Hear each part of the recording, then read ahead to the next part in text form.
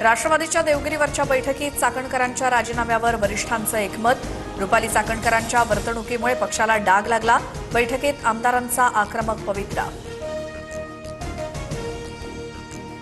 भोंदूबाबा अशोक खरातवर आणखी एक गुन्हा दाखल। नरबळी आणि अंधश्रद्धा निर्मूलन कायद्याअंतर्गत कारवाई।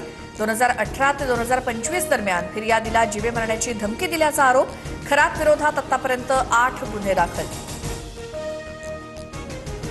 खरात विरोधातील नाशिकच्या सरकारवाडा पोलीस ठाण्यातील गुन्हे एसआयटीकडे वर्ग, तर अशोक खरातच्या राज्यातील सर्व मालमत्तांची चौकशी होणार।